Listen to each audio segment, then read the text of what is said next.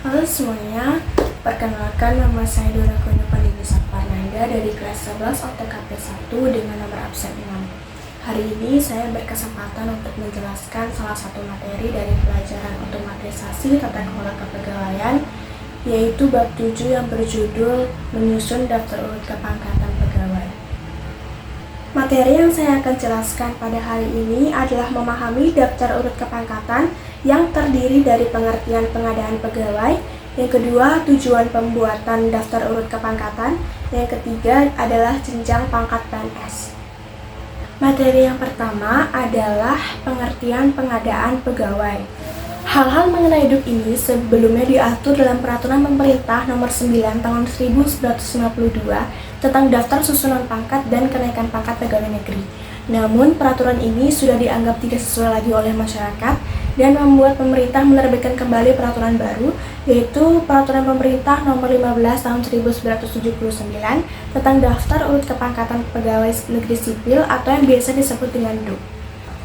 Dalam peraturan pemerintah ini yang dimaksud dengan daftar urut kepangkatan atau DUK adalah suatu daftar yang memuat nama pegawai negeri sipil dari suatu satuan organisasi yang disusun menurut tingkatan kepangkatan.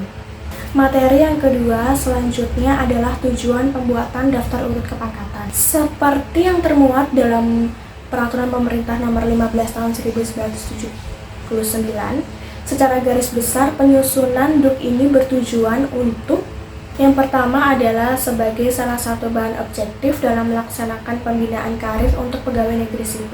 Yang kedua, salah satu cara untuk mengurangi praktik-praktik jual beli jabatan atau penyalahgunaan wewenang. Yang ketiga, DUK berguna sebagai bahan pertimbangan untuk mengisi lowongan. Ini artinya apabila ada lowongan, maka PNS yang menduduki jabatan lebih tinggi wajib dipertimbangkan terlebih dahulu. Akan tetapi, jika terdapat PNS yang tidak mungkin diangkat untuk pengisi lowongan karena tidak memenuhi syarat-syarat lain seperti kecakapan, kepemimpinan, pengalaman, dan lain sebagainya, itu harus diberitahukan kepadanya supaya ia dapat berusaha untuk memenuhi kekurangan yang digunakan untuk kepentingan di masa yang akan mendatang. Jenjang pangkat PNS dibagi menjadi dua, yaitu jenjang pangkat PNS dan yang kedua jenjang pangkat tidak menjabat. Materi selanjutnya adalah jenjang pangkat PNS. Sebelum kita masuk ke dalam penjelasan, teman-teman dapat memperhatikan, mengamati tabel yang saya lampirkan dalam video ini.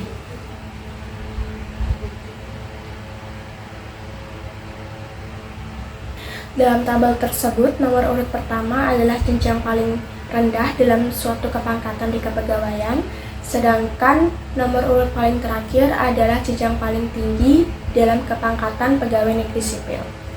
Yang kedua adalah jenjang pangkat tidak menjabat. Teman-teman dapat memperhatikan, mengamati tabel yang sudah saya cantumkan di sini. Dalam tabel tersebut menunjukkan pangkat seseorang berdasarkan ijazah terakhirnya.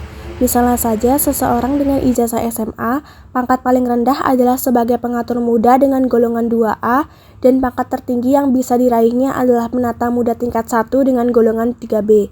Semakin tinggi jenjang pendidikan seseorang pegawai, maka ia dapat naik pangkat dan golongan. Baik, sekian yang dapat saya jelaskan mengenai materi bab 7, yaitu menyusun daftar urut kepangkatan pegawai. Semoga bermanfaat bagi teman-teman yang menyaksikan.